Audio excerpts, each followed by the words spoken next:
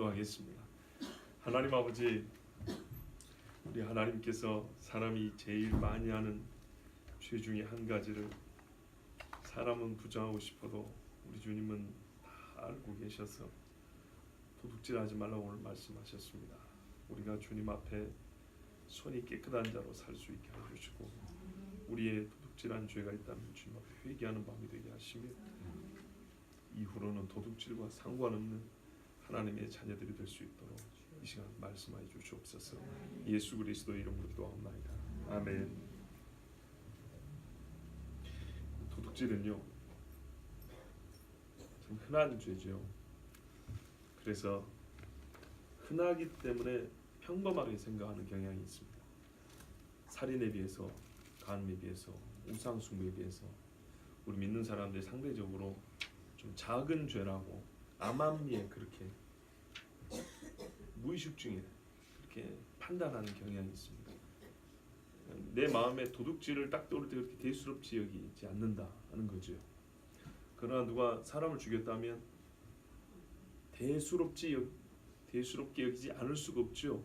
크게 여겨지는 거죠. 자동적으로. 그런 것처럼 똑같은 10계명에 모든 계명 중에 10개를 대표적으로 말씀해놨는데도 불구하고 도둑질은 마치 10등 밖에 있는 것처럼 여기는 경향이 있다는 겁니다. 여기서부터 우리가 왜 하나님이 도둑질하지 말지니라를 10계명 안에 두셨는지를 생각해 볼 필요가 있습니다. 도둑질은 평범하고 작다고 생각이 쉽지만 절대 평범하지 않고 작지 않은 죄입니다. 수많은 악이 도둑질에서부터 연쇄적으로 일어나고요. 급기야는 죽음이 도둑질의 결과로 정말 슬픈 이 결과로 주어지는 경우가 많습니다. 가끔 이 뉴스에 보면은 자살한 분들 중에 도둑질 때문에 죽은 사람들이 있어요. 못 들어보셨어요? 저는 봤는데 내일 등록금을 내야 될 가난한 집의 학생인데 이거 누가 돌아가 버렸단 말이에요. 근데 이 등록금을 엄마가 어떻게 마련했냐면 어렵게 빌려왔단 말이에요. 그래서 진짜 이 피눈물로 얻은 등록금인데 이걸 누가 훔쳐가 버렸어요. 엄마 볼 면목도 없어갖고 이 딸이 자 목을 매 죽어버렸다. 그러면은 어디서부터 시작된 거죠? 도둑질에서부터죠. 물론 그 사람은 사람 죽이려 도둑질한 거 아닌데 도둑질로 인하여서 사람이 일생에 모은 재산이 이렇게 빼앗겨졌을 때 인생을 포기해버리는 경우도 있다는 말입니다. 포기한 걸 잘했다는 얘기가 아니고 도둑질을 평범하게 보지 마시고 돈줄이 끊긴 것까지만 보면 안 된다는 겁니다. 죄는 죄를 낳습니다. 도둑질은 상당히 큰 죄의 결과를 낳습니다. 또 예를 들어볼까요? 나봇의 포도원을 뺏으려고 이세벨하고 아합이 계략을 꾸몄죠. 뭐 뺏으려고요? 포도원 뺏으려고. 자, 도둑질은요 손에 쥘 수 있는 물건만 말하는 게 이런 큰 재산도 포함이 됩니다. 그거 뺏으려고 어떻게 했습니까? 나봇을 죽였죠. 죽일 명분이 없잖아요. 답이 이렇게 나온 거거든요. 저 포도원을 뺏기 위하여 나봇은 죽어야 한답니다. 나봇의 생명이 포도원 가치만 못하다는 거죠. 그래서 사람이 벌써 이 도둑질하고 싶은 이 탐욕에서 사람을 죽이는 것을 아무렇지도 않게 여기는데요. 그것만이 아닙니다. 나봇이 죽기 위해서는 거짓 증인들이 있었어야 됐습니다. 그래서 왕과 하나님을 모독한다고 해가지고 위증을 하기 위해서 돌로 쳐 죽였습니다. 어떤 죄들이 더 연결되는지 아시겠죠? 위증죄가 있습니다. 거짓말 사람 죽였죠. 결국엔 살인죄입니다. 그리고 사람들이 맨입으로 그랬을까요? 아니죠. 뒤로 쫓겨 뇌물이죠. 보세요. 포도원을 타면서 그거 뺏으려고 하는 짓에 딸려 나오는 죄들이 얼마나 많은가 보세요. 물론 거꾸로도 됩니다. 거꾸로도 됩니다. 남을 모독하고 싶어서 다른 죄를 수단으로 삼는 경우도 있겠죠. 사람을 죽이는 게 처음부터 목적이어서 다른 죄를 수단으로 삼는 경우도 있겠죠. 제가 말한 건 똑같다 이 말입니다. 도둑질이 그렇게 가벼운 게 아니다 이런 말입니다. 밧세바는 남의 부인입니다. 그렇죠? 남의 부인을 뺏으려고 다윗이 한 짓이 뭐죠? 첫째는 왕권을 함부로 행사했죠. 권력 남용이죠. 두 번째는요. 그 남편 우리아를 죄를 숨기려고 죽였죠. 그렇죠. 살인입니다. 그냥 살인입니까? 아닙니다. 어떤 의미에서는 살인 교사입니다. 요압 장군에게 시켰거든요. 다른 사람 손이 피를 흘리게 만들었습니다. 그 다음에는요. 신하들이 아무 소리도 못했어요. 그렇죠. 국가적인 재앙입니다. 그 이후에 어떤 일이 일어난지 보십시오. 도둑질이 작습니까? 선악과 따먹은 것을 도둑질이라고 생각해 보신 적 있습니까? 도둑질입니다. 하나님 거라 그랬거든요. 손대지 말라고. 우리가 여리고 치고 나서 아간이 훔쳐온 거 있죠? 그 도둑질이 얼마나 큰 죄인지 아셨죠? 우리는 알고 있습니다만은 조금 더 앞으로 가보면은 선악과가 따먹은 것이 도둑질이라고요. 하나님이 허락하신 과실이 있었고 하나님이 허락하지 않은 과실이 있었어요. 하나님이 허락하지 않은 것이 뭐냐면 여러분 선악을 구별하지 말라고 바보처럼 살라고 한 게 아니에요. 선악의 구별을 못한 게 아니고 선악의 판단 기준이 하나님께 있다는 말씀이었어요. 이게 중요합니다. 선악의 판단 기준은 하나님 세웁니다. 그 기준을 가르쳐주면 거기에 따라 사람은 이게 옳다 이게 그러다고 어떻게 해요? 구별을 하게 되겠죠. 그러나 선과 악을 처음부터 가리는 것은 누구 권한에 있어요? 하나님께 있거든요. 그것이 없어져 버리면요. 자기 행실을 자기가 옳다고 할 수 있어요. 인간이 아시겠죠? 선악을 내가 정하면 어떤 인간이 자기 행실을 악하다고 정의를 내리겠어요? 죄인 없어져 버립니다. 말하자면 모든 이 세상에 존재하는 것들의 그름은 인간이 판단을 내는 겁니다. 그 기준 내가 쓰입니다. 이걸 이름하여 우리식의 표현하면은 요즘 말로 쓰는 자율이랍니다. 자율, 자기가 법이 되는 겁니다. 하나님이 말씀한 것은 자율권은 너에게 없다는 겁니다. 자유는 주어지는데 네 스스로 법을 만들 수는 없다는 겁니다. 선악과는 그걸 말합니다. 보세요. 과실이 하나님 거였어요. 그죠? 먹지 말란 거예요. 근데 그 과실을 먹는 순간 어떻게 된다고요? 자율을 주장이 됐다고요. 자율. 이 자체가 죄라고 느끼지 못했어요. 무섭게도. 얼마나 무서운 거. 다시 보세요. 따먹기 전까지는 안 된다고 했는데 선악을 모르는 게 아니에요. 알아요. 하나님이 안 된다 그랬어요. 그런데 희한해죠. 안 된다는 것을 마귀의 말을 먹고 나니까 어떻게 돼요? 오히려 괜찮았어요. 하나님이 부르기 전까지는 괜찮았어요. 하나님이 느껴지기 전까지는 이게 말 그대로 내 마음에서 하나님을 없애버리고 나니까 둘이 지내기는 아무 문제가 없었어요. 그런데 언제부터 문제가 생겼냐면 하나님이 이름을 부르니까 그때부터 이제 문제가 생겼어요. 그 짧은 찰나의 만족일 뿐이었어요.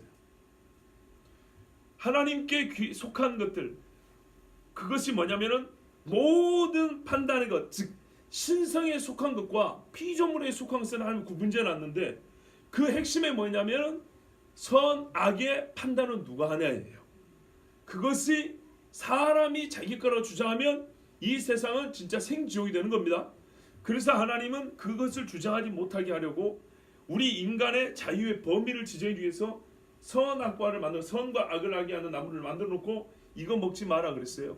과일 하나 따먹은 걸로 끝나는 게 아니라 하나님의 신성의 주권을 도둑질한 거라고요. 아시겠죠? 외적 행위로는 남의 과일 따먹은 거고 그 속에 든 것은 하나님의 신성의 주권을 도적질한 거라고요. 선악과 따먹은 것은 도둑질입니다. 그런데 여러분 그 죄로부터 뭐가 이야기됐습니까? 죽음이 왔습니다. 미움이 왔습니다. 거짓말이 더 커졌습니다. 동등하고 균형 잡힌 이 질서가 깨져서 지배와 피지배 계급이 생겼습니다. 흘리지 않아도 될 땀까지 많이 흘려야 됐습니다. 그 말은 무슨 말입니까? 성경에는 땀을 흘리는 걸 뭐라는 게 아니에요. 흘리지 않아도 될 땀까지 많이 흘린다는 것은 소위 말해서 생산의 효율성이 떨어진단 말이죠.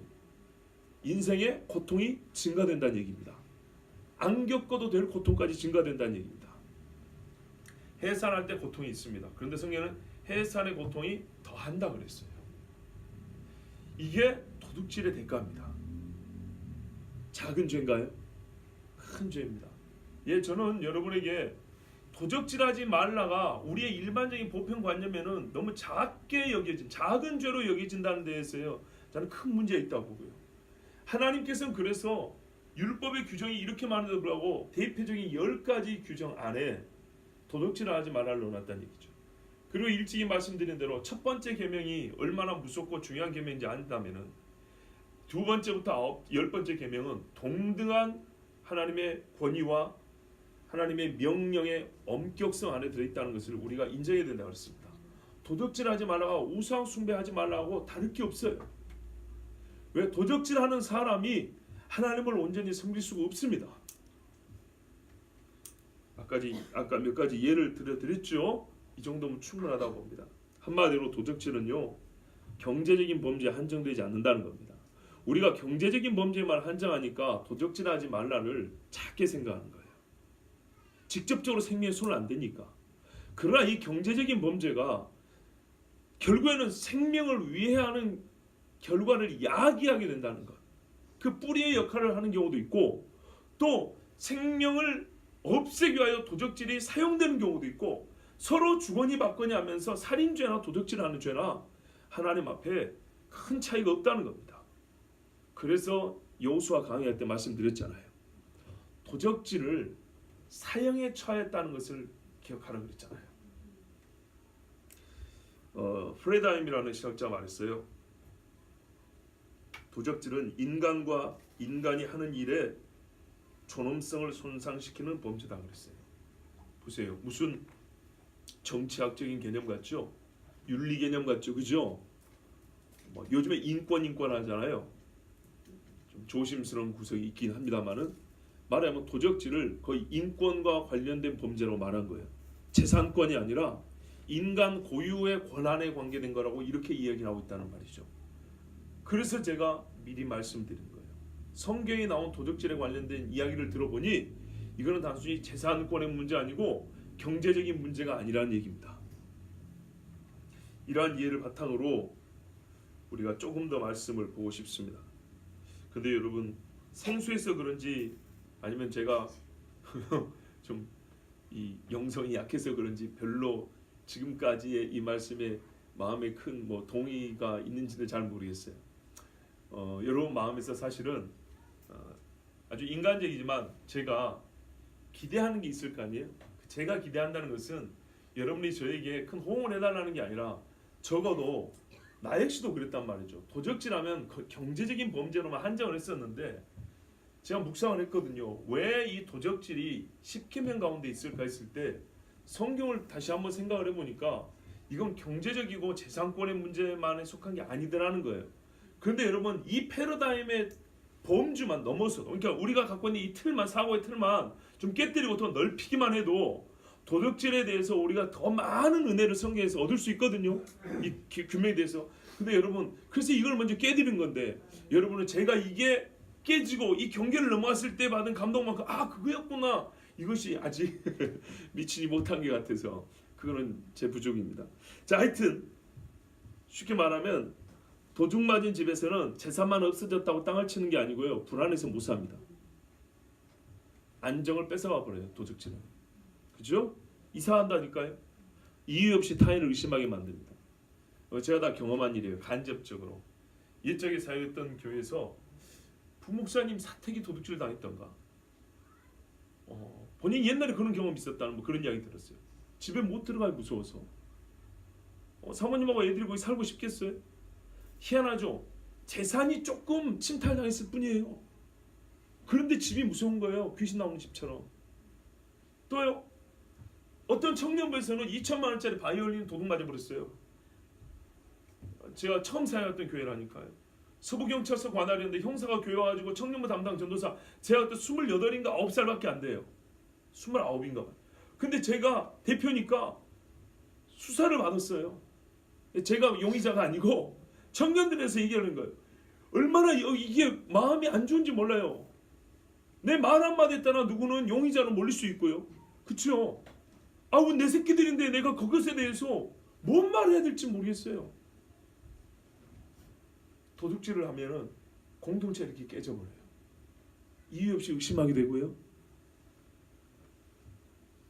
말도 조심스러워요. 사실 자기가 아무 잘못도 없는데도 혹시 오해받을까봐 말을 조심하게 돼요. 물건만 없어지는 게 아니에요. 한마디로 사람의 속에 있어야 될 소중하고 아름다운 것들이 물건이 없어지면서 다 그물로 쌓아서 한꺼번에 갖고 나가버린 것들. 많은 좋은 것들이 없어져 버려요. 그래서 도둑질은 인간과 인간이 하는 일의 존엄성을 손상시킨다는 거예요. 적어도 이 정도의 이 도적질에 대한 개념 정리는 갖고 있어야 된다는 겁니다. 성경이 말한 거는 재산에 관한 문제만 얘기하는 게 아니라 이 말이에요. 아시겠죠? 그 정도 안에서만 머물러 있으면 나는 뭐 도둑질 안 했는데 뭐 이러고 이 계명에는 아무 상관이 없는 것처럼 그렇게 우리가 떳떳하게 하나님 앞에 고개 뻣뻣이 들고 산다니까요. 10계명 중에 내가 이거는 걸리지 않는다고. 그렇지 않아요. 자, 그러면 다시 이제 우리가 말씀을 좀 보겠습니다. 계명의 이 8계명의 실제적인 지킴, 준수를 위해서 또는 내가 불순종했다면 준수하기 위해서 어떤 거요? 경제적인 물건의 침탈이든지 아니면은 사람의 뭐랄까요?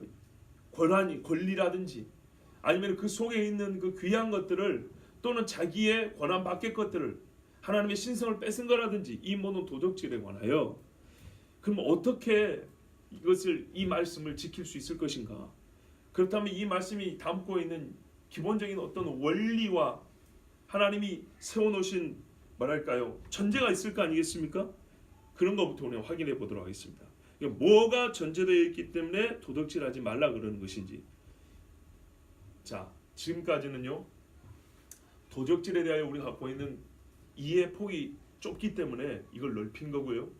이제는 가장 근본적으로 도적질하지 말라는 이 계명이 뭐가 전제되어 있기 때문에 하지 말라고 한 것인지, 무엇을 하나님이 하라고 한 것이 있기 때문에, 무엇이 하나님이 된다라고 한 것이 있기 때문에 하지 말라고 한 것인지, 그것부터 우리가 다시 한번 말씀을 보자 하는 것입니다. 여러분, 도적질하지 말라는 말에 이 계명이 주어지기 위해서는 대전제가 있어야 됩니다. 그거는 뭐냐면요, 내 것이 있고 네 것이 있어야 됩니다. 그렇죠? 사유재산이 있어야 됩니다.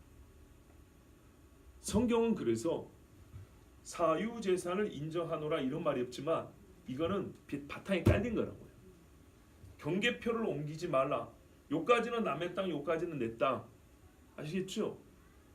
사유재산을 인정하는 것이 이 계명의 전제 중에 한 가지입니다. 즉 경제 법칙 중에 전제가 뭐냐면 사유재산 제도입니다. 그리고 또 하나는요, 자유롭게 그 사유재산을 활용하고 누릴 수 있다는 겁니다. 아시겠죠? 자기 것이 있으며 자기 거를 자기가 사용하고 누릴 수 있다는 겁니다. 이것을 침탈하는 걸 도적이라 그러잖아요. 그렇죠? 그러므로 우리가 갖고 있는 사회의 경제 구조를 한번 생각을 해봐야 됩니다. 그래서 제가 말씀드린 거예요. 사람이 만든 어떤 사회 질서와 제도라는 것은 성경과 100% 부합할 수는 없지만 보다 성경적인 것이 있고 보다 비성경적인 것이 있다는 말이죠.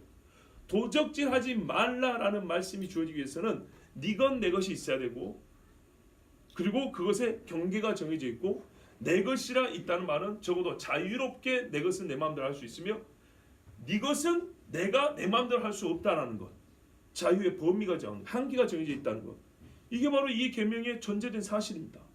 또 하나는요, 재산은 어떻게 획득을 합니까? 도적질하지 말고 획득할 수 있는 길이 있어야 되겠죠. 지금 무슨 말이냐? 성경에는 뿌림의 법칙과 거둠의 법칙이 있다 그랬죠. 말하면 노동에 대하여 긍정합니다. 사람이 땀을 흘린다는 것은 저주의 결과가 아닙니다. 당연한 겁니다. 하나님이 뭐라는지 아십니까? 땅을 경작하고 다스리라 그랬어요. 처음 계명입니다. 아담에게 주신 것.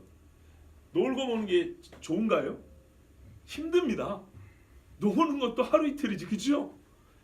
그래서 돈을 적게 벌어도 일하고 싶어 합니다. 하나님이 주신 거예요. 이게 왜 그러냐?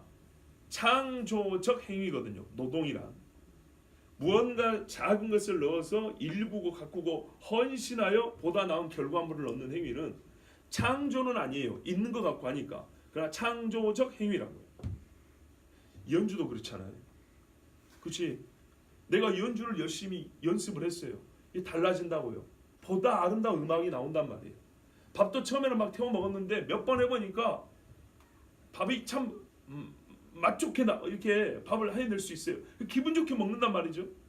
이건 있는 거예요. 있는 거. 원래 있는 거예요. 물이 있고 불이 있고 쌀이 있고 있는 것이지만 이거를 내가 노동을 물론 지혜롭게 있고 어떤 방법이 적절한 방법이 있어야 되겠지만 그 방법과 절차를 따랐을 때는 먹음직스러운 음식이 나온단 말이죠.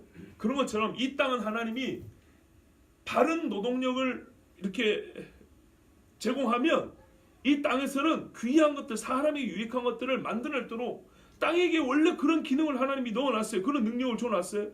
그리고 그거를 경작한다 그랬어요. 일부라고요. 즉 일하라는 얘기입니다. 일을 하고 그러면 어떤다고요? 얻는다고요. 그거 누가 하라고? 네 하라고요. 그래서 하나님 뭐라 그래요? 6일 동안은 그 경작의 일을 부지런히 하라잖아요.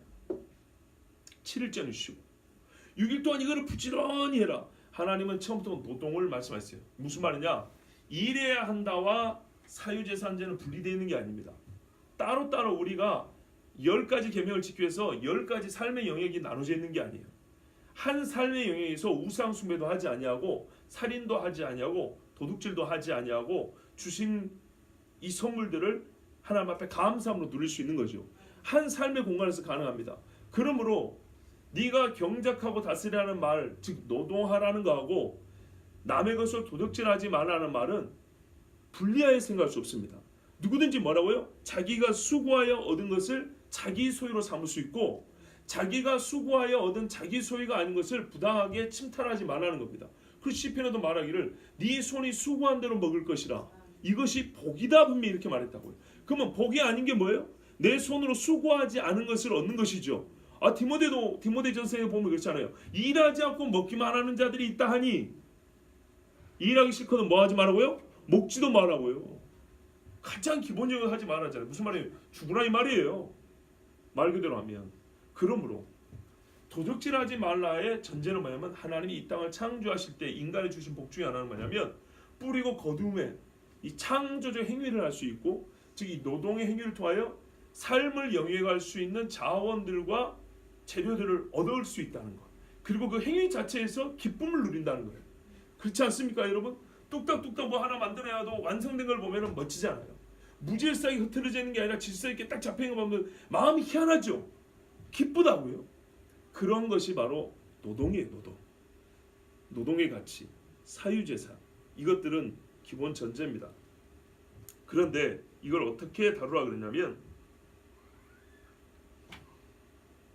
하나님께서 사람을 에덴 동산에 두었다 그랬어요. 본래부터 내 건 아니에요. 이걸 우리 신앙인들은 청지기 정신이라고 합니다. 나에게 주었으나 궁극적으로는 내 것이 아니고 하나님 것입니다 라고 말하는 거죠. 우리 가끔 은혜 받았을 때만 내놓고 이거 주님의 것입니다. 그건 은혜 받았을 때 더 하는 거고요. 본래가 내 것이 아닌 거예요. 왜냐하면 에덴 동산 하나님 만들어 놓으셨거든요. 그리고 그 좋은 것들 만들어 놓으신 다음에 사람을 거기다 갖다 뒀다고요. 그래서 네 사유재산으로 누리기도 하고 네가 가지기도 하고 먹기도 하되 이 모든 것들이 근원적으로는 내 것인 줄 알고 지나치게 사용하지 말라는 거예요. 도적질이 약이 되는 이유도 하나는 뭐냐면 인간들이 너무 교만해서 뽐내기 때문에 시기 나게 하고 질투 나게 하는 그런 행위들 때문에 더 도적질이 많아지기도 합니다. 청지기 정신. 옛날에 청교도들이 부지런히 일했어요. 경작하고 또 지켰어요. 그런 다음에 얻은 재물들을 나눴어요. 옛날에 그 경주 최씨 부자 양반이 백리 이내에 그 빌어먹는 자가 없게 하라. 뭐 그런 가훈이 있었단 말 들어보셨죠? 나 혼자만 잘 살면 되는 게 아니다 하면서 경주에 사는 어느 최씨 집안 어른이 자기 후손들에게 그렇게 가르쳤대요. 그 집이 부자인데 백리 이내는 반경 40km 이내에는 빌어먹는 사람이 없어야 우리 집의 부도 유지가 된다고. 진짜로 봐보세요. 가끔 밀라인도 나면요. 부잣집부터 불질러버리고 창고 털어가죠. 그런데 평상시에 구제하고 사랑하는 사람이었다면 어떻게 되겠어요? 보호해 줄 겁니다. 변호해 줄 겁니다. 그렇지 않겠습니까? 자, 이거는 세상에서도 삶의 지혜로 깨달을 수 있는 것입니다. 그래서 이게 청지기 원리라는 겁니다. 하나님이 우리 땅에 준 것은 결국에는 하나님 것이다. 이걸 우리 삶에서 까먹지 말아 주신 규례 중에 하나가 뭐냐면 토지는 영영이 팔지 말라 그랬어요. 왜냐? 토지는 하나님의 것이다. 그런데 모든 노동력은 어디로 집중이 됩니까? 토지로 집중이 됩니다. 토지에서 그 산물들이 나옵니다. 그러니까는 이게 그 말이에요. 계명은 하나지만은 근본적으로 말해준 거예요. 모든 것이 하나님의 것이라 인정하고 하나님과 도둑질하지 말고, 그리고 너희는 너희에게 주어진 선물, 그 복의 범위 안에서 누리고 살아라. 충분하다. 아시겠죠? 그러면은 서로 간의 것도 도둑질 안 해요. 근데 하나님 것을 침탈하고 도둑질하기 시작한 사람들은 결국 남의 것도 아무렇지도 않게 도둑질한단 말이죠. 근데 이게 죄인의 본성의 본성. 선악과 사건 이후로 모든 인간에게 주어진 본성이라는 거예요. 그래서 이를 하나님이 막으시려고 이 계명을 주셨어요. 그런데 우리가 로마서에 알다시피 이 계명이 오기 전에는 그 도적질하고 싶은 마음이나 그 행동이 그렇게 큰 잘못인지 몰랐는데 계명이 오니까 알게 됐죠. 그러나 고쳐지지는 않지요. 고쳐지는 것은 성령으로 말미암아 고쳐지고요. 그런데 고쳐질 때 왜 고쳐야 되는지는 이유가 여기 기록이 되어 있다고요. 구약 성경에. 왜 이거를 반드시 고쳐야 되는지. 자, 또 하나는요. 정의의 원리입니다. 여기에 정의는 분배 정의가 있고 보복의 정의가 있습니다. 보세요. 도적질하지 말지니라 하면 어떤다고요? 잘못됐다는 거죠. 도적질을 안 하려면요. 남의 거를 훔쳐오는 것만 도둑질. 그냥 직접적으로 내가 0이고 네가 100이 있는데 훔쳐온 것만 그런 게 아니라 정당에 나눠야 되는 것인데 안 나누는 것도 도둑질 되겠죠. 그렇죠? 그래서 제가 문제라 그랬잖아요. 세상에 많은 경제제도가 자꾸 바뀌는 것 중에 궁극적인 이유를 찾아보면 분배가 옳지 않다는 거예요. 그렇지 않겠어요? 이거는 없어질 수가 없어요. 근데 어느 정도에야 좀 참을 수도 있고 기다릴 수도 있는 건데 이게 지나치다 하면 어떻게 해요? 그 자체가 도둑질이잖아요. 분배가 똑바로 안 되면 그게 도둑질하고. 그래서 네가 먼저 도둑질하는 거 내놓으라는 거죠. 그런데 이게 또 과격하면 어떻게 될까요? 이쪽이 도둑질이 되는 거예요. 너무 많이 내놓으면 이게 도둑질 되는 거예요. 이 선을 찾기가 어려운 거죠. 그래서 소위 경제학자들은 이 선이 어딘가 하고 연구를 하고 막 발표를 하지요. 그러나 어렵습니다. 사람이 그 해법을 찾아내기는 참으로 어렵습니다. 자, 하여튼 이 도둑질하지 말라는 것은 이 땅에 분배 정의가 많이 없다는 것도 말씀해 주는 거고요. 이 땅에 일어나는 건 사실을 얘기해 주는 겁니다. 그리고 또 하나는 도둑질을 하면 어떻게 된다고요? 갚아야 되죠. 보복에 대하여서도 하나님은 정의로운 해법을 마련해 놨다는 겁니다. 무엇이든지 하지 말라고 한 것은 하였을 경우에 하나님이 어쩌시겠다는 거예요. 벌을 내리겠다는 거죠. 또는 그것을 돌이키는 방법을 하나님이 마련해 놓으셔야 되겠죠. 아니 해버렸어. 도둑질 해버렸어. 그럼 어떻게 하자는 거예요? 그냥 손가락질 한번 저 새끼 도둑질 했다고 이러고 말 거예요? 아니죠. 그걸 그대로 두면 더 많은 해악이 야기된다니까요. 그걸 돌이켜야 되겠죠. 돌이킬 수 있는 방법도 우리 하나님이 준비해 놓으셨다는 거죠. 우리가 궁극적으로 하나님의 자리를 침탈해 살려고 할 때 하나님은 우리를 영원한 지옥에 떨어져야 될 죄인이라고 정죄하셨지만은 그 정죄를 풀고 다시 회복될 수 있는 길을 자기 아들을 통하여 열어주셨지 않습니까? 그런 것처럼 이 도적질에 대해서도 하나님은 그 해법을 가르쳐 주셨다고요. 그러니까 오늘 도적질하지 말라 이 말씀을 듣고 그냥 이 짧은 걸 뭐 그렇게 길게 아니 그렇게 생각하면 안 된다니까요. 그러니까 우리가 그냥 이 도적질하지 말라 얘 지금부터 도둑질하지 않겠으나 선서 나는 남의 것을 손대지 않겠으나 이렇게 끝내면 안 되는 거예요. 왜냐하면 도적질의 범위가 너무 넓어요. 도적질로 말미암아 해악이 우리가 생각하는 것보다 가려진 부분이 너무 많은 거예요. 그리고 도적질하지 말라 이거는 하나님 앞에 얼마나 큰 죄인지 크기도 잘 모르고 이거를 원상복귀해야 될 방법도 우리는 갖고 있지 않아요. 그렇기 때문에 하나님이 이 말씀을 주셨을 때는 우리가 이에 대해서 조금 더 깊이 면밀하게 살펴봐야 된다는 겁니다. 왜? 진짜 도적질하지 않기 위해서예요. 자, 그러면 어떤 도적질이 있는가 조금 더 생각해 볼게요. 아까 말씀드린 대로 남의 것을 가져가는 것 외에 분배를 똑바로 안 하는 것도 도적질이라고 그랬죠. 또 다른 게 있어요.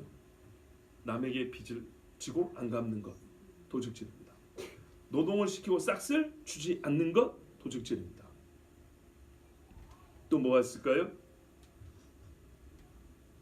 세금 포탈하는 것도 도적질이죠. 고리대금도 도적질입니다. 말 그대로 불로소득입니다. 공금 횡령하는 것도 도둑질이죠. 당연히 도둑질이죠. 배금적 마케팅, 무슨 말이냐면 적당히 부쳐 먹어야지 너무 심각하게 부쳐 먹는 거예요. 이것도 도둑질이다. 왜? 내가 제공하는 것에 어느 정도 합당한 이문을 남겨야지 너무 많이 남겨버렸어요. 특히 대목 때 그런 경우 많죠. 이거 도둑질입니다. 자, 이리 생각할까 한두 가지 아니죠. 말 그대로 봐보세요. 제가 지금 경제적인 문제만 얘기합니다. 이거보다 더 넓게 생각해야 된다고 아까 처음에 말씀드렸고요. 경제적인 거 생각해 보세요. 이거라면서요, 결국에는. 예? 내가 아무것도 안 하고 남이 벌어놓은 거 가서 꿀 따먹는 것처럼 훔쳐온 것도 도둑질하면서요. 왜요? 내 것이 아닌데 남의 돈을, 남의 재산을 가져온 거잖아요. 그러면 이게 여러 가지 형태로 난다니까요. 그것이 아까 말한 배금적 마케팅 같은 거. 너무나 많이 붙여먹어가지고 거의 사람들이 사가면서 에라이 도둑놈아 이렇게 가는 경우 있죠. 이게 도둑질이라고요. 그리고 어떤 경우가 있을까요? 저울추 속이는 거 있죠. 이거는 공판장이나 경매장 같은 데 가면 정말 많이 일어나는 일이죠. 좀 그거 아세요? 예를 저는 이제 바닷가 사람이니까 해산물 갖고 얘기해 볼게요. 석화 있죠, 여러분. 굴 좋아하죠? 뭐 싫어하는 분도 있지만은 한겨울에 굴은 시원하고 이게 초장에 찍으면 정말 맛있고 좋거든요. 근데 이 굴을 1kg씩 팔아요. 키로 단위로 팔아요. 그런데 이거를 건조한 채로 파는 게 아니라 물기가 있는 채로 팔잖아요. 그죠? 그러면 거기에 물을 좀 더 붓느냐 덜 붓느냐에 따라서 근수가 달라져요. 아시겠죠? 그래서 좀 단골이면은 그래도 물기를 좀 많이 빼고 이걸 달아주는데 안 그러면요 물 부어버려요. 물이 흥건하다고요. 이렇게 팔아요. 이거는 별거 아닙니다. 별거 아니에요. 이와 같은 식으로 해서 사람들이 이거 도둑질이라고요. 속이는 저울추란 말이죠. 봐보세요. 똑같은 석화를 놓고 저울추를 속이는 거나 같은 저울추지만은 물을 넣고 일반 사람 잘 모르게 이거를 저울추가 더 많이 나가게 하는 거나 똑같다 이 말입니다. 신명기 25장 13절에 15절에 너는 네 주머니에 두 종류의 저울추 곧 큰 것과 작은 것을 넣지 말 것이며 똑같은 수가 써졌는데 가만히 자세히 보면 큰 게 있고 작은 게 있던 거예요. 내 집에 두 종류의 되고 큰 것과 작은 것을 두지 말 것이요. 예, 뻥튀기 하는 사람들이라든지 곡식 되로 달아 파는 사람들 보면 되가 달라요. 되 아십니까? 한 되, 두 대 하는 거. 예.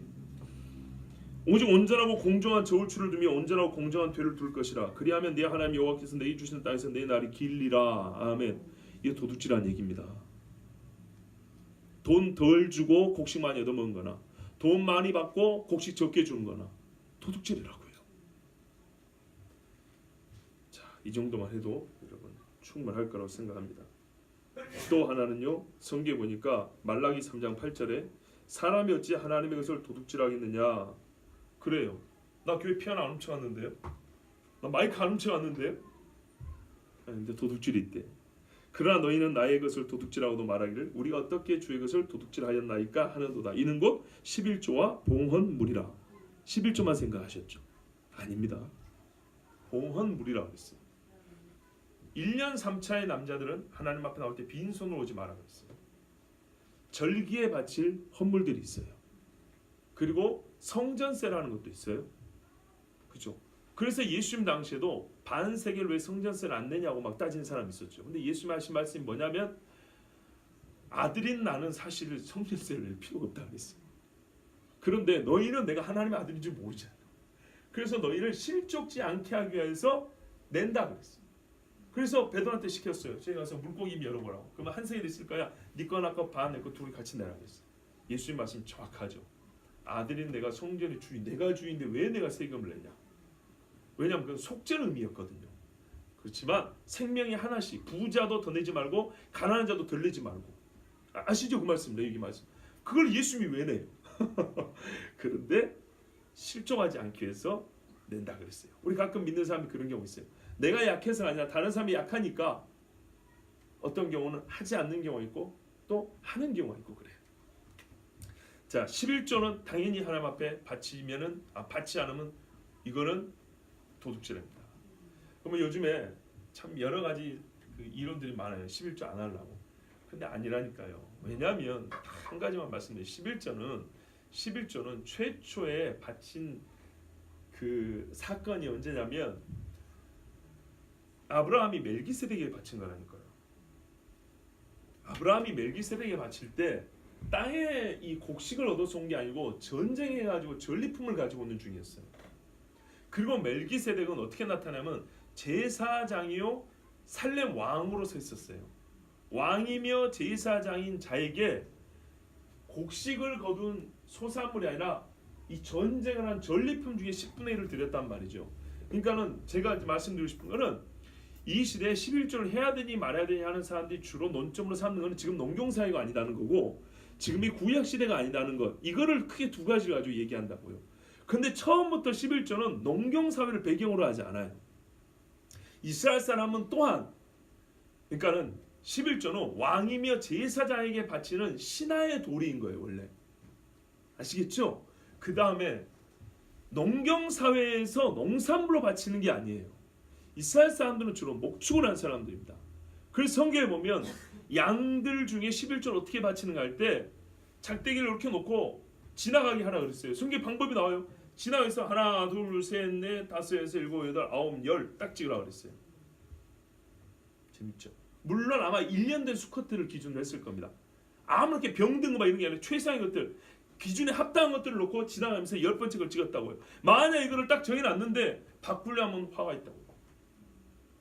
이런 식으로 해요. 그러니까는 목축을 하는 그 배경이든지 농경사회가 배경이든지 산업사회가 배경이든지 이게 중요한 게 아니라고요. 또 하나 예수님이 뭐라 그랬습니까? 예수님이 너희가 박하와 회양과 근처의 11조를 바친다 그랬죠. 박하 아시죠? 회양, 근처 한마디로 말하면 전부 다 채소 아니면은 식물들입니다.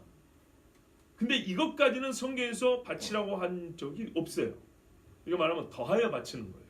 이렇게까지 잘한다고 예수님이 그거를 뭐하라고 잘못했다고 말하지 않았어요. 그런데 더 중요한 건 11조를 바치는 근본 의미가 있어요. 의와 신과 인이라 그랬어요. 한자 표현인데 이게 더 좋아요. 믿음과 인자함과 정의, 이것이 율법에 더 귀한 거라 그랬죠. 그러니까는 11조도 이와 상관이 있는 거예요. 의와 인과 신과 상관이 있는 헌물이에요. 아시겠죠? 그래서 하나님이 바치라 그런 거예요. 근데 이렇게나 무시해버린다고요. 또 하나 더 이야기 드릴까요? 11조를 누구한테 바친지 아십니까? 레위인들에게 바칩니다. 성전 봉사자들에게. 왜 그 사람들은 땅을 주지 않았거든요. 먹고 살 게 없어요. 그래서 그걸 11조를 그 사람들한테 줬어요. 그러면 성경은 어떻게 했냐? 그 사람들은 너는 농사진 거 아니니까 11조 바칠 필요 없어 그랬나요? 그 사람들은 또 11조를 내라 그랬어요. 요즘식으로 말해볼까요? 요즘식의 개념입니다. 제 말을 너무 이렇게 천박한 표현으로 들지 마세요. 레위나 제사장은 서비스 직종입니다. 요즘 사람들 말을 따라서 종교 서비스라면서요. 나는 동의하지 않습니다. 그냥 현대인들의 용어를 빌려 쓴 겁니다. 종교 서비스 직종입니다. 화이트 칼라입니다. 실제로 그때는 짐승 잡느라고 누구보다도 힘들었죠. 예, 백정 일을 한 사람들이죠. 백정 일을. 그렇지만 요즘 사람들은 종교인들은 화이트 칼라라고 그러더라고요. 좋아요. 그러면 그 사람들은 종교 서비스하고 받은 소득을 11조를 낸 겁니다. 농경사하고 상관이 있는 게 아니에요. 무슨 말씀인지 아시겠죠? 그러므로 우리 주님이 이것도 행하고 저것도 버리면 안 된다 그랬거든요. 11조는 근본적으로 우리가 이해하고 있듯이 모든 것이 하나님의 것입니다라고 한 것이기 때문에 그것을 가져와 버린 이상 이것은 하나님께 아닙니다라고 말한 거란 말이죠. 그래서 도적질해요. 또 다른 봉헌물들도 있어요. 하나님이 마땅히 바쳐야 될 절기의 해물도 있고요. 또 그가 속죄를 받았을 때 드리는 속죄의 제물들도 있어요. 이런 것들은 하나님 앞에 바치라 그랬어요. 왜냐? 더 귀한 것을 받았다면 그 믿음을 하나님이 확인하려고 하는 것입니다. 더 큰 복을 주려고 하는 겁니다. 이건 분명한 사실입니다. 그런데 이것을 뒤로 빼버릴 때는 하나님 것을 도적질한 것이기 때문에 하나님은 보복의 정의가 있는 분이라고 그랬죠. 뺐습니다. 이제 궁금한 건 이거예요. 그러면 11조는 내 손에 들어온 모든 것을 다 해야 될까요? 오늘 11조의 설교는 아니지만 그래도 이것까지만 한번 말씀드려볼게요. 어떻게 해야 될까요? 사실 어렵습니다. 저도 어릴 때부터 고민을 많이 했어요. 내 손에 들어온 모든 것이 다 11조를 해야 되나? 그럼 고민 안 되세요? 진짜 고민 안 돼? 고민되죠? 들어온 걸 다 11조 해야 되나? 그렇죠. 어릴 때는 집에서 용돈 받아갖고 것도 11조 하고요. 세뱃돈 받은 거 11조 하고요. 왜냐? 어릴 때는 내가 직접 땅을 판 게 아니라 다 그냥 꽁으로 얻은 거잖아요. 그러니까 다 11조를 했다고요. 그런데 어떤 경우는 있냐면요. 목적이 명시되어 있는 경우 있어요. 특정되어 있는 경우 있다고요. 나에게 돈으로 줘서 그렇지 이 사람이 돈을 안 줬으면 실물로 줬으면은 내가 11조 안 해도 되는 것들 있죠. 아이 봐보세요. 누가 나를 데리고 양복점에서 양복을 사줬어요. 그럼 10분의 1 잘라고 하는 게 바칠까요? 그건 아니죠. 근데 양복 사입으로 돈을 줘버렸단 말이에요. 그러면 그때부터 고민이 되지요. 학교에 학생 계좌가 있어요. 요즘에 어른들은 잘 모르시는데 그 사람의 고유 계좌가 있어요. 그래서 누가 거기다가 입금을 하면 등록이 돼요. 누가 400만 원 나 대신 넣어줬네요. 내가 등록이 됐어요. 그래서 고맙습니다. 학교 다녔어요. 근데 그거는 별로 안 걸리는데 교회 갔더니 어떤 집사님이 봉투나 줬는데 400만 원 들었네. 이거 11조 할까요 말까요? 굉장히 헷갈리죠? 저도 헷갈립니다. 이거는 제 기준입니다. 왜냐하면 너무나 수입이 들어오는 경로와 유형이 너무 다양한 거예요. 이걸 소득이라고 봐야 되는지 아니면은 그냥 뭐랄까요 부재라고 봐야 되는 것인지 이게 경계선이 너무 헷갈리는 거예요. 어릴 때부터 고민이었어요. 제가 갖고 있는 기준 중에 몇 가지만 저는 이 기준에 따라 합니다. 목적이 특정이 됐는데 얘는 특정이 돼 있지만 가만 보니까 꼭 그렇게 쓰라는 거 아니에요. 예를 들어서 이거 밥이랑 좀 사 드십시오 하고 누가 돈을 한 10만 원 줬어요. 그런데 내가 밥을 안 사 먹으면 이 사람한테 죄 짓는 거 아니에요. 그게 아니에요. 밥 사 먹는데 무조건 또 10만 원이 되는 것도 아니에요. 이게 10만 원 다 쓸 때까지 꼭 밥을 사 먹어야 되는 거 아니잖아요. 자유롭게 쓰라는 게 암암리에 포함되어 있죠. 그럼 11조 안 합니다. 합니다. 그런데 반드시 이게 특정이 되고 반드시 그걸 해야 돼요. 이 목적으로서 무조건 그걸로 해줬어요. 나는 죽었다 깨어나도 이 목적에 그 돈을 다 쓰는 거예요. 그럼 11조 안 합니다. 이해가 되십니까? 예. 네. 이게 제 기준입니다. 또 하나 현금을 주는 경우가 있고요. 상품권을 주는 경우가 있어요. 상품권은 어떻게 할까요? 그거는 현금하고 같은 가치가 있죠. 이른바 유가증권들이죠. 11조 합니다. 네. 그거는 11조. 물론 보통의 상품권은 책을 사보라. 분명히 나는 책을 삽니다. 더 삽니다. 그렇지만 이거는 내가 진짜 현금처럼 쓰는 거기 때문에 그래서 11조를 합니다. 이제 진짜 중요한 건 이런 경우예요. 내가 뭔가를 투자를 했는데 소득이 생겼어요. 근데 손해가 더 컸어요. 어떻게 하죠? 이 경우에는 제가 여러분에게 딱 부러지게 말씀드려야 좀 곤란해요. 왜냐하면 손해가 큰 교회는 11조를 하려고 해도 돈이 없을 수가 있어요. 예를 들어볼게요. 내 100만 원으로 사업을 시작했는데 날마다 100만 원 마이너스예요. 또 100만 원 빚을 내가지고 메꿔야 돼요. 그런데 매상은 100만 원이 나왔어요.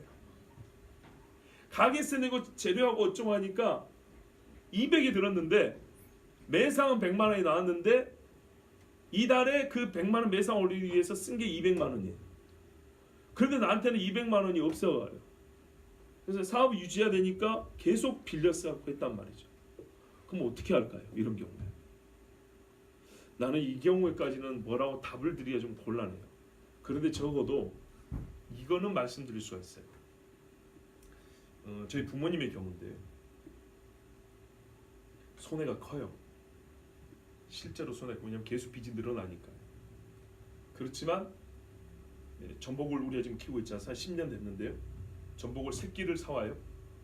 이거 키우려면 바다에다가 공간을 사가지고 가두리를 만들어서 수백만 원짜리 가두리 하나에 수백만 원짜리에서 그걸 바다에 띄워야 되고 계속 유지를 해야 되고 그를 또 할 수 뭐랄까나 빠지세네로 가보셨죠? 살림살이처럼 이렇게 해가지고 그걸 관리를 해야 되고 일을 해야 돼요.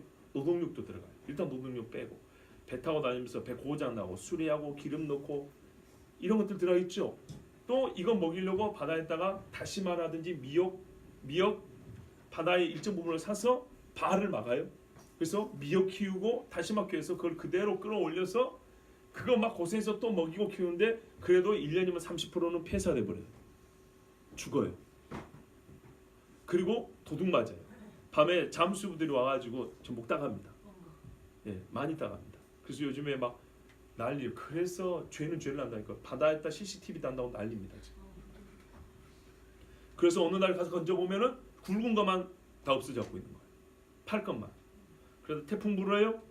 여름에 적조 와요. 자, 이런 식으로 하면은 또 말할까요? 서로 나눠 먹기도 해야 되겠죠. 자, 남는 거 있을까요? 없어요. 없어요. 총액을 따져보면 마이너스인데 오늘 전복 몇십 킬로 따가지고 시장 가서 팔았어요. 100만 원 벌어왔어요. 3년을 토탈 내면 마이너스인데 오늘 100만 원 팔았고 왔어요. 11조 할까요? 안 할까요? 해요. 이 무슨 어떤 애로사항인지 아시겠죠? 이 새끼를 처음 사가지고 다 팔아먹을 때까지 토탈하면 마이너스인데 그게 한 3년 걸린단 말이죠. 근데 1년 반쯤 되면 이제 조그만 것부터 팔기 시작한다 이 말이에요. 근데 그거를 다 우리가 사람의 머리가 뭐 슈퍼컴퓨터 돼가지고 이걸 계산할 수 없기 때문에 오늘 이만큼 따다가 팔아가지고 생활비라도 쓰려고 갔다 왔는데 100만 원 벌으면 이거를 100만 원을 쥐고 오면서 토탈하면 남는 것도 없는데 이러지를 못하고 11조 한다고요. 그런데 아깝게 할까요? 아니에요. 감사하게 한다니까요. 여러분 솔직히 말씀드리면 경계를 찾기가 어려운 지점들이 들어있어요. 경계를 찾기 어려운 지점이 있는데 이왕이면은 긴가민가 할 때는 조금 더 평안하고 안전한 쪽으로 하시는 게 지혜롭겠죠. 그러겠죠. 그래서 제가 요즘에 우리 젊은 친구들이 11조 하는 때 참 기뻐요. 헌금이 많아서 기쁜 게 아니에요. 하나님 앞에 이 작은 것이만 단위가 10원 단위 나오는 경우도 있겠죠. 하다 보면 100원이 들으면 10원도 해야 될 거 아니에요. 그것을 준비하는 마음이 얼마나 하나님이 이쁘게 보시겠냐 그 말이에요. 그런데 안 하려고 이것저것 다 따지는 것보다 적당히 따지고 좀 헷갈린다마는 이때는 차라리 내가 하자. 이러면 하나님이 물론 11조는 많이 한다고 좋은 건 아니에요. 정확하게 하는 거지. 근데 그 정확한 지점을 내가 잘 모를 때는 이왕이면은 안 하는 쪽보다는 하는 쪽이 낫습니다. 왜요? 안 하면 도적질이라니까요. 그럼 하나님이 뺏어요. 그거는. 또 하나 있어요. 잠언 28장 24절에 부모의 물건을 도적질하고 죄가 아니라는 자는 멸망케 하는 자의 동륜이라. 아멘. 이거는 진짜 아멘 해야 돼요. 부모가 자녀를 사랑해서 다 줍니다. 때가 되면. 근데 부모의 것을 미리 끌어당기는 사람들이 많죠. 부모님이 아직 아니라고 하는데도 불구하고 아버지 끌면 결국 낳건데 말하자면요. 탕자에 비유해서 그 둘째 아들은요. 죄를 참 많이 졌는데 그 중에 하나가 도적질한 죄인 거예요. 꼭 기억하시기 바랍니다. 부모의 것이라고 도둑질하면 안 돼요. 그 무죄 아닙니다. 더 큰 죄입니다. 뭐라면 멸망케 하는 자의 동류라 그랬어요. 그 옆에 있으면 사람이 망해요. 꼭 그런 놈이라 그랬어요. 자, 도둑질에 대해서 그럼 하나님이 어떻게 회복을 할까요? 피해자와 가해자가 있을 거 아닙니까? 피해자와 가해자를 어떻게 하나님은 단순히 벌만 주는 게 하나님의 정의가 아니에요. 의는 하나님이 구원하는 것까지가 포함된다 그랬잖아요. 그렇잖아요. 하나님의 이 보복의 정의는 사실은 벌만 주는 게 정의가 아니고 화해하는 게 정의란 말이죠. 뭐 어떻게 하나님이 하시냐? 간단히 요약을 하면 책임을 지게 하고 직접적으로 서로 대면하게 하고 책임을 지는 데까지 그리고 만족할 만한 배상이 합니다. 당사자가 서로 대면하고 그 죄를 직면을 하고 그 다음에 뭘 한다고요? 책임을 주되 말로만 책임지는 게 아니라 이거는 실제 경제적인 재산의 문제죠. 그러니까는 만족할 만큼의 재산적 배상이 있어야 합니다. 이럴 때 회복이 됩니다. 성경에 보면요. 이 원리 그대로 있는데 출애굽기 22장에 몇 가지만 제가 한번 추려서 읽어드리겠습니다. 1절, 7절, 9절인데요. 사람이 소나 양을 도둑질하여 잡거나 팔면, 자, 소나 양을 도둑질한 다음에 잡아먹어버렸어요. 이 짐승 돌려줄 수가 없어요. 거기다가 작물로 처리를 해버렸어요. 자, 이런 경우 어떻게 해야 될까요? 죄가 큽니다. 여러분, 어떤 거는 갑절이고 어떤 거는 더 많이 물어내라는데요. 그래서 이건 단순히 재산 범죄가 아니라는 거예요. 형법상으로는 재산 범죄로 들어갑니다만은 재산 범죄라면 등가에 재물만 주면 되죠. 그런데 그렇지 않아요. 이 경우에는 원래 피해를 입은 원소유자의 심령이 너무 많이 샀기 때문에 배 이상을 더 많이 하라 그래요. 자, 이런 경우에 그는 소 한 마리에 소 5마리로 갚고 양 한 마리에 양 4마리로 갚을지니라. 아멘. 이게 바로 삭개오가 저지른 죄예요. 삭개오는 무슨 말을 했냐면요, 나는 도둑놈 중에서도 제일 악질 도둑이다, 이런 말이 했어요. 남의 것을 토색하였으면 뭐 한다고요? 4배를 갚겠다 그랬죠. 이 출애굽기 22장 이 말이라니까요. 그러니까는 좀 더 읽어볼까요? 7절 보세요. 사람이 돈이나 물품을 이웃에게 맡겨 지키게 하였다가 그 이웃집에서 도둑을 맞았는데 그 도둑이 잡히면 갑절을 배상할 것이요. 사람이 도둑이 들면 심장이 벌렁벌렁 한다 그랬잖아요. 이것까지 포함해서 본래 잃어버렸던 재산까지 해서 2배 갚으면 됩니다. 2배의 죄라는 거예요. 아시겠죠? 그 다음에 9절에 보면 어떤 잃은 물건, 유실물입니다. 즉 소나 낙이나 양이나 의복이나 또는 다른 잃은 물건에 대하여 어떤 사람이 이르기를 이것이 그것이라 하면 양편이 재판장 앞에 나갈 것이요 재판장이 죄 있다고 하는 자가 그 상대편에게 갑절을 배상할지니라. 아멘. 이 외에도 많이 있어요. 근데 기본적으로 갑절이에요. 재산권만 회복해 주는 것이 아니라 그로 말미암아 입은 부수적인 손해들도 배상을 해야 되기 때문에 보통은 갑절 배상하면 된다는 거였어요. 그런데 뭐는 4배 혹은 5배라고요?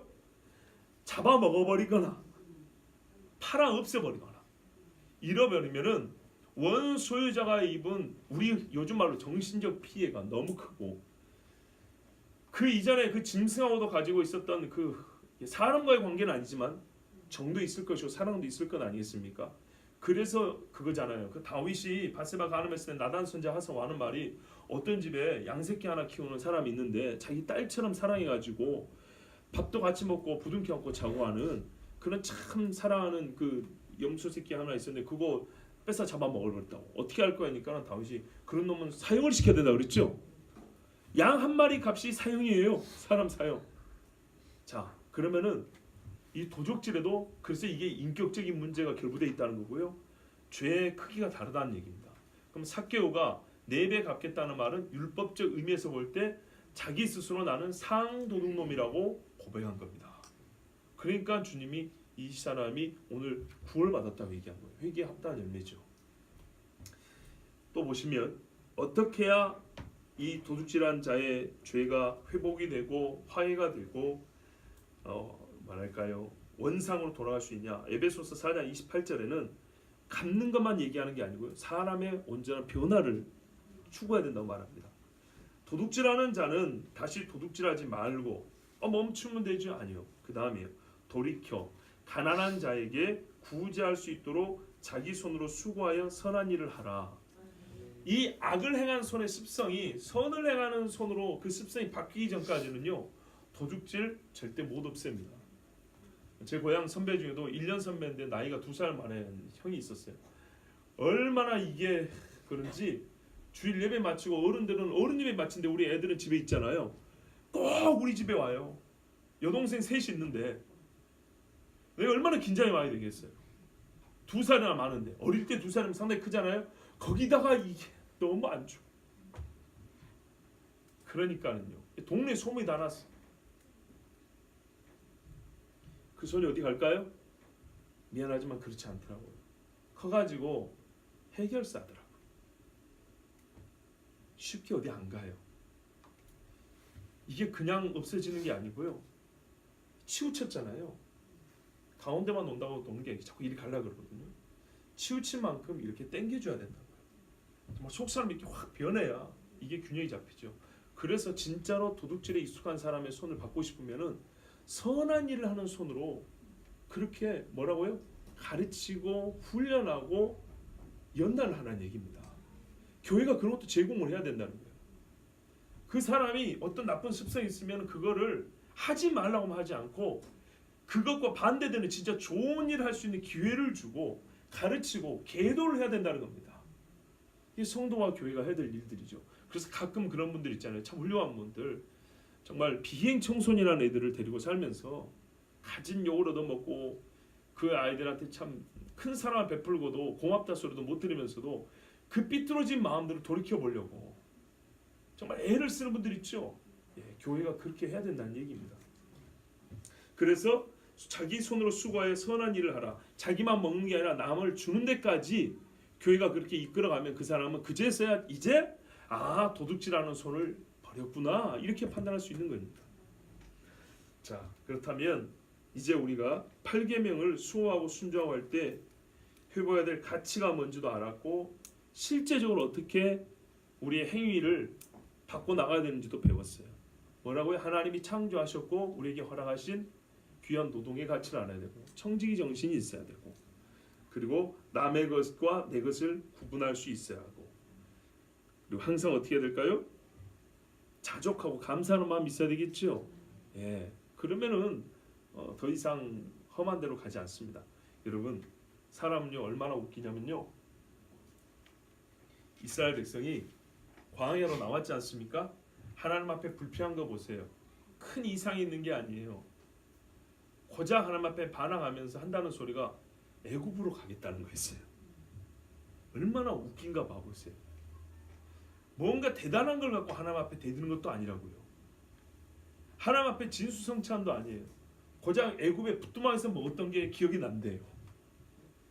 그거 그립다고 하나님의 이 귀한 복을 걷어차는 게 인간이라니까요. 하나님이 귀한 걸 주었다 해도 내가 옛날에 몰래 먹는 떡이 맛있었는데 애굽에서 그 죄 지으면서 그 죄 속에 살면서 먹었던 게 맛있었는데 자꾸 이렇게 돌아가려고 그런다고요.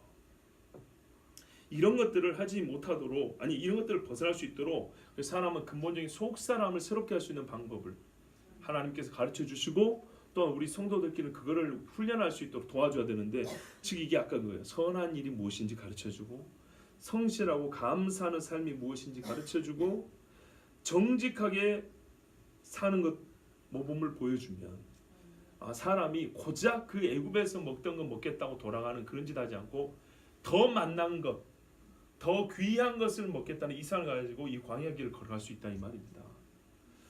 자, 끝으로 참 저는 생각보다 시간이 너무 많이 가가지고 참 끝으로 한 가지만 더 말씀드릴게요. 성경의 어떤 사건이 우리의 큰 통찰을 하나 주는 게 있어요. 앞에 이야기하고 조금 다른 건데요. 이제 요 한 가지는 조금 추가합니다. 사실 도둑질하지 말라도 두 번 나눠 할까 하다가 그냥 오늘 한꺼번에 하는 거고요. 시간 관계상 이 한 가지만 더 말씀드리겠습니다. 자 보십시오. 솔로몬의 재판 아시죠? 솔로몬의 재판에 대해요. 제가 우리 교회 와가지고 첫 해에 설교했었어요.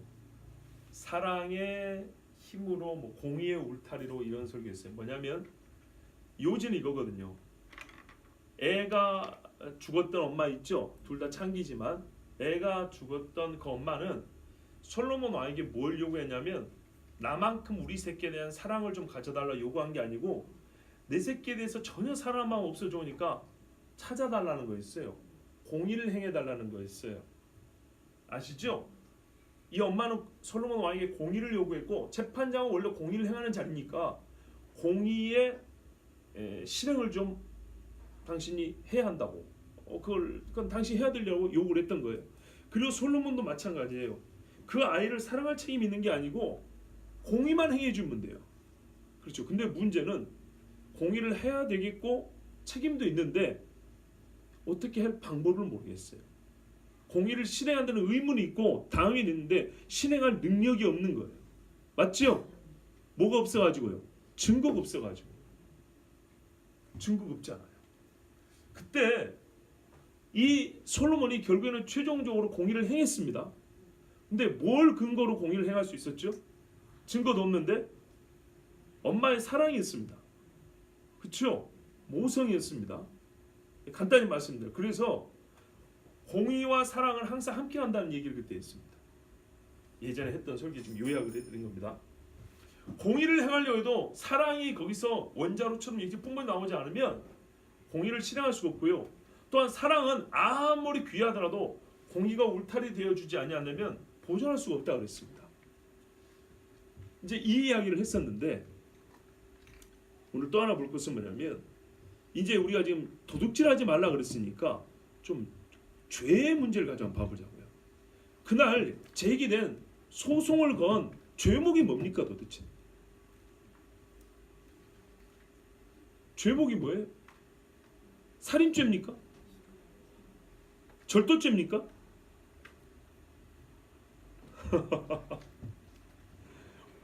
공의를 요구하는데 뭔 죄를 바로잡아달라고 공의를 요구한 거예요 도대체? 우리가 흔히 하는 말로는 애를 찾아 주시옵소서 이거지만 이거를 공식적으로 왕이 와서 죄를 이게 소송을 걸 때는 죄목이 있어야 될 거 아니에요. 자기 아이를 깔아뭉개 죽인 엄마는 과실치사가 되겠죠. 자다가 모르고 그냥 물러버렸으니까. 근데 남의 아이를 도둑질한 것 이거 도둑질이죠. 뭐 유괴라고 할 수도 있겠지만 하여튼 도둑질이죠. 그러니까 말하자면 도둑질 문제입니다. 성경에 요한계시로 보면 뭐가 나왔냐면요. 시간이 좀 있으면 더 할 건데 사람의 영혼이 그들의 상품이다 이렇게 나왔다고요. 성경에서 말하는 도둑질의 최고 극치는 뭐냐면요. 사람 영혼을 가지고 도둑질하는 거예요. 이것에 대해서는 이제 여기까지밖에 말씀 못 드립니다만은 하여튼 그러니까 이거는 자식을 도둑질하고 즉 사람의 생명을 도둑질하고 육체를 도둑질한 거란 말이죠. 인신매매 그거 아니에요.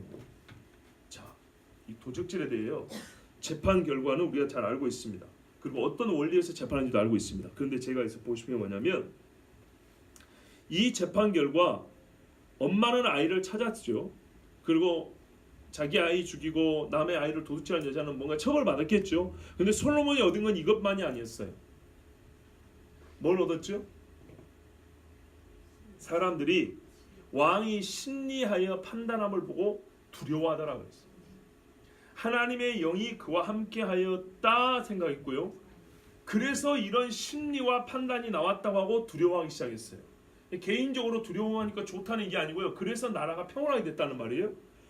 그러니까 하나님이 이 재판을 통하여 이 나라에 주고 싶은 게 뭐냐면 내가 너에게 지혜를 준다고 했잖아요. 솔로몬은 판단할 수 있도록 지혜를 달라 했고 그래서 하나님이 지혜를 주고 나니까 이 백성들이 바르게 판단이 내려지니까 두려워하기 시작했다는 거예요. 무슨 말이냐면 본인들 속에 있는 뭔가 찔리기 시작했다는 거죠.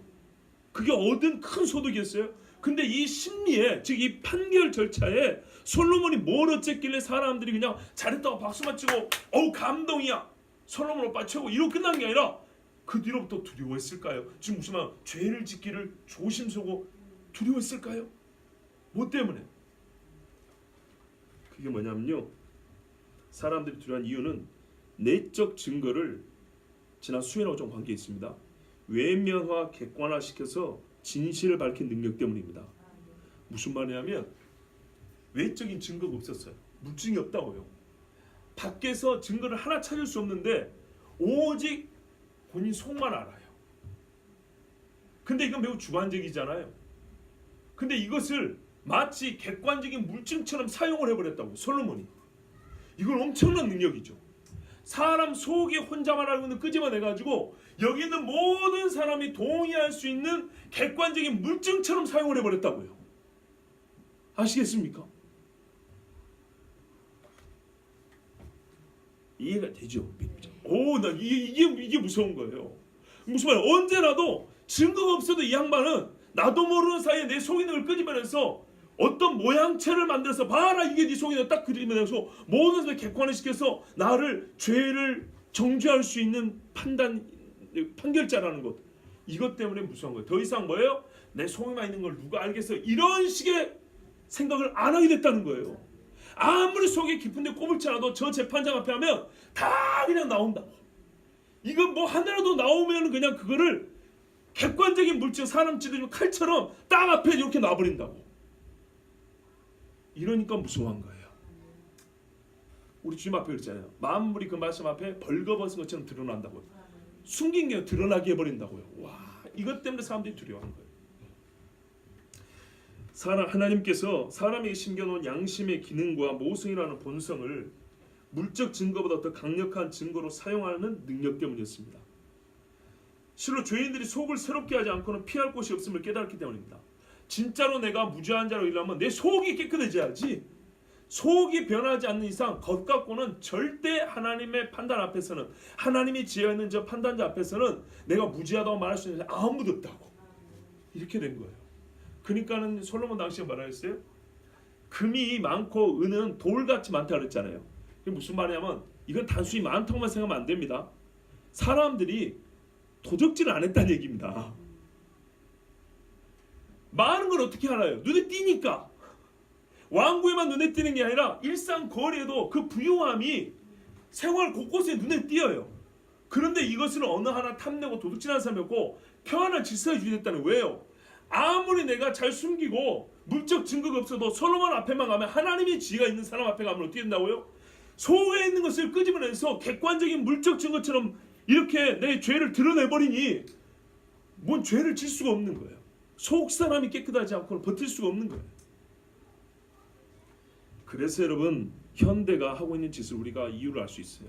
현대 사람들은요, 양심, 하나님 주신 인간의 본성, 가치관 이런 것 자체를 부정하려 하는 이유가 여기 있어요. 물적 증거 없어도요, 하나님은 이 속에 있는 것만 갖고도요 물적 증거 이상의 죄의 증거로 삼아버린다고요. 그래서 하나님이 죄의 증거로 삼을 수 있는 이 빌미 자체, 이 구실, 도구를 없애버리려고 내 속에 뭐 아무것도 없어. 인간의 양심이란 거 그런 거 원래 없어. 뭐 선한 뭐 이거 다 사람들이 사회 구조 속에서 만들어낸 거야. 사회 학습의 산물이지 뭐 우리에게 뭐 모세하는 게 있어. 자꾸 강요하지만 모세라는 건 없어. 이런 식으로 사람의 속에 든 하나님이 증거로 삼을 만한 것들을 부정하는 그런 교육과 세뇌를 시킨다 이 말입니다. 한마디로 도적놈 없애려고 그러는 거예요. 그것만 하지만 오늘 계명이 입가에서 보면 그런 거예요. 하나님 앞에 도적질한 사람 없어요. 하나님 앞에 거 다 가져가고도 이거 뭐 사람들이 사회 기제로 만들어낸 거라는데 뭐 학습의 효과라는데 뭐 우리 속에 뭐 하나님이 우리에게 살펴볼 게 뭐 있어? 나 양심이란 것도 있나요? 이렇게까지 나가는 게 현대입니다. 도적질만 죄가 아니어도 사람은 상당히 많은 부분 하나님으로부터 자유로울 수 있습니다. 사망의 두려움으로부터도 자유로울 수 있습니다. 선악과 얘기를 기억해 보십시오. 마귀가 궁극적으로 심어놓은 악의 신은 나는 하나님과 관계하였을 때 아무것도 하나님의 것을 침범한 것도 없고 욕심낸 것도 없고 가져온 것도 없고 나는 하나님 앞에 정죄당할 이유가 없습니다. 이런 생각을 사람에게 심어놓으려고 하는 게 아니겠습니까? 하와에게도요, 먹어도 안 죽는다 그랬잖아요. 그 도둑질하면 죽는 것인데 안 죽는다 그러잖아요. 그런데 사람이 걱정을 할 거 아닙니까? 처음부터 그 약속이 없는 것처럼 도둑질하는 개념 자체를 없애버리면 될 거 아닙니까? 요즘에는 그런다니까요. 도둑질 안 했다 발 빼는 게 아니고요, 도둑질하는 것 자체를 없애는 시대라고요. 요즘 시대는요. 내가 간음 안 했어요 이게 아니고요, 간음이 뭔데? 뭐 그런 죄도 있나? 이렇게 만들고 있다니까요. 그러나 성경이 말하고 교회가 선포하는 것은 도둑질은 죄다입니다. 아주 상죄입니다. 이런 재산권만 지키는 것이 아닙니다.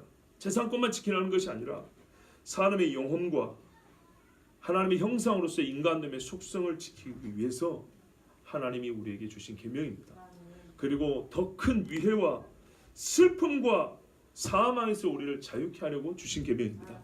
그러므로 여러분, 이 세상에서는 어떤 식으로 해서라도 사람이 도둑질을 하지 않았다고, 하나님께 우리는 도둑질한 게 없다고 이렇게 주장하고 가르치려 하더라도 여러분 속아나고 하면 안 됩니다.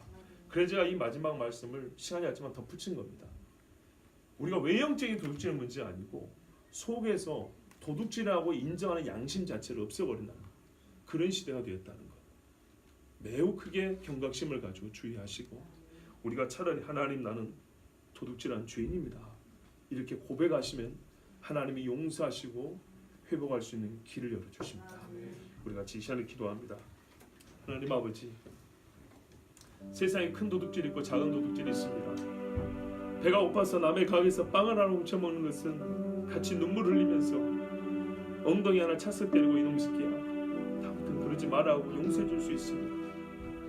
그러나 산업 현장의 비리는 일가족을 자살에 이르게도 하고 군수의 비밀에 이 도둑질이 있을 경우에는 전투기나 배를 타고 가던 군인들이 아까운 목숨을 잃는 경우도 있습니다. 하나님 아버지, 우리에게 너무나 많은 도둑질이 있어서 가야 할 곳에 가지 못하고 받아야 할 자가